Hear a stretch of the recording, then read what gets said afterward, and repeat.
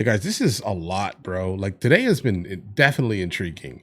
Obviously, rest in peace, Charlie Kirk, guys. I mean, he left a wife and two kids, guys. Right? This is absolutely sickening, and I mean that to the depth of me here. All right, my daughter comes home. She's talking about this. She's never heard this man's name. Right? Never heard this man's name. My wife's talking about it. My wife's friends talking about it. Everyone seems to be talking about this specific thing, and understand that everyone is basically on like a different side of the spectrum, and everyone, for the most part, is saying this is crazy, right? Like who would back this? Like who would want to back this type of thing, guys? But let's jump into the next video here, guys. This is a suggestion via a channel member. Um, let's do it. Greg, one of the things that Charlie did, I don't know what happened early on in his life, but at 18, he was when he enthusiastically created Turning Point. Yeah. The goal of going into the lion's den of these college campuses. It's so funny because I didn't have that when I was in college. The amazing thing about Turning Point was that it connected you with other people that may think like you or may not. Not even like that, but might not fit in with the orthodoxy of the left-wing campus. That's a nice way to put it. So it wasn't like, hey, we're all going to become right-wingers. It was more like, there are other people like you here that may not agree with what's going on. And he reminds me of the late Andrew Breitbart in the sense that it was like, why not? Why not do this? Why not challenge this leftist orthodoxy? Doesn't have to be. It doesn't have to be. I don't know if he was that ambitious because, I don't know if you could foresee something this big happen. I think that he was just doing whatever, he felt was right. I mean, he wanted the ability to allow people to kind of express their First Amendment for the most part, speak in publicly, come back to, I guess, make college again a public forum for actual deep thought, and to be able to have conversations that are basically tough. And people are just not going to agree on things, right? He wanted the ability to have a public forum where people could express themselves, kind of regardless of if he agreed or disagreed. I think that was the overall methodology of Turning Point USA. But I remember speaking at these events and just walking around and going like, I could not imagine having this when I was in college. It's insane. And how lucky. Did you need it then? Or do you think things have changed so much that he was a part of that? Oh, I think that, well, when I was in school, there was only one side. I went to Berkeley and you kept your mouth shut. Yeah. So Berkeley. What he did was he was able to give students the confidence to sit. Harvard was similar to that. In a classroom and challenge a professor when he says America is the land of the oppressed, the genociders, and this kid will raise his hand and go, maybe I disagree. It goes back to those three words that I always use. Well, he created a mechanism to share the risk. And you saw, this was a machine that literally shared the risk. You're not alone. You're going to meet all these people that are just like you. And it's going to be easier. Yeah. There's a lot of power in that. I was going to bring this up, Jesse. I'll lot of power. Give you a couple of statistics just to have a transition here. So he has a nationwide campus reach. 3,500 high school and college campuses have a Turning Point chapter. There are 750,000 student activists. He has 300 full-time staff, 85 million online followers. Wow. And you can see also that in the UK and Europe, this is also starting to take a hold a little bit there. Its revenue was $81 million. They had things like the Professor Watch List initiative that would try to find a way to root out professors that were discriminating against conservative views or promoting just liberal ideologies. That's really... Guys, I think that's probably the main root cause here, guys. By the sound of it here, I didn't know any of that information at all.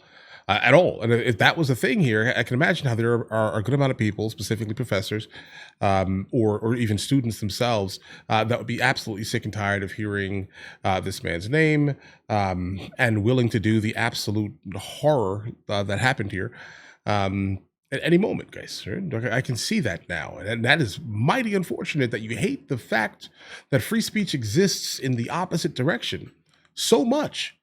right? That you will make any attempt to do exactly what the left consistently does.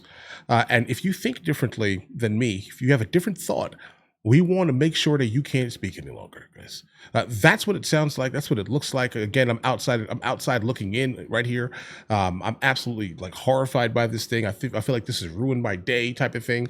But I mean, what does my specific feelings matter? His wife is going through it. You get what I'm saying here, guys? But this is absolutely sickening. You hate the fact that someone has a different opinion than you so much that you end his existence, guys. An incredible thing for somebody that young. He would smile if I said that he was the greatest community organizer in American history, but he is. I mean, you name the chapters and the amount of people that he inspired at that level. He is credited with sometimes winning Arizona last election. And what he did on the ground in places like Michigan, the president owes him big time. And the president is obviously incredibly grateful. He's so much more than a campus guy. I mean, this guy was walking in the halls of power for the last several years. Yeah, he has been. He had huge amounts of input on policy. One of the greatest communicators of the generation, tight with the president, with Vance, with Don Jr. It can't be understated how big of a figure he was in this movement. And the fact that they took out a lieutenant with a bullet makes me so angry. And Greg is so right. Two men, Breitbart and Kirk, were taken way too early. And it feels like a piece of America was taken. It does, actually. This guy loved this country so much. He dedicated his entire life to this job. Charlie never took vacation. I never knew him to take vacation. He always was working. And the fact that he went in, as you mentioned, to these college campuses, he went into the belly of the beast. And he knew these campuses were the kind of the cauldron of anti-Americanism. And he went right in and he watched the professors. And he went right in and he galvanized the students to stand up for themselves and push back and use logic and their gut instincts to change the course of history. And he did. And now it's cool to be conservative when you're young. I mean, completely flipped the script. I was thinking about that the other day. Like, who would have thought that we'd become mainstream? He apparently, I got this from my assistant, Kate. He said, Charlie Kirk said he always felt like a bit of an outsider in high school because he was open about his conservative views while most of his peers leaned left. And when he started Turning Point USA, Kennedy, he was 18 years old. He worked from his parents' garage making cold calls to raise money. And this was the mission statement: identify, educate, train, and organize students to promote the principles of freedom, free markets, and limited government. And we are watching here live, Kennedy, the flag being lowered to half-mast in honor of Charlie Kirk's life. This was at the order of the President of the United States, who issued the first statement after Charlie Kirk's death had been confirmed. And these flags will fly at half-mast until 6 p.m. on Sunday evening this weekend. Kennedy, more thoughts? It's stunning. So, yeah, I'm going to go back to Socrates, who did the very same thing and challenged the bureaucrats and the status quo and those in power because he knew that through using skepticism and philosophy, he would come to the right answer. And he paid with his life. He was sentenced to death. And who was shocked into a career in philosophy to continue the fight? Plato. So there's an entire generation of people who have heard Charlie Kirk's message.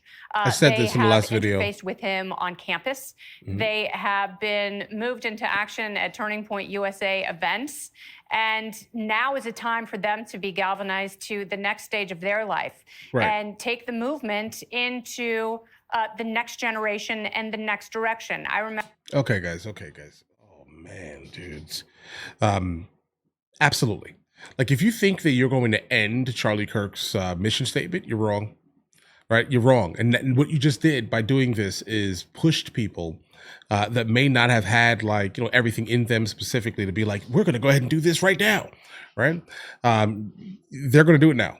Right. And so like, if you didn't like him, there may be also someone else potentially that is like actually considered an extremist. And that would make things worse for you. So why would you understand? Like, I like the whole idea of ending someone because of what they're saying is wild. You martyred this man. Okay. Like, that's what you did here. There's nothing that's going to come from this.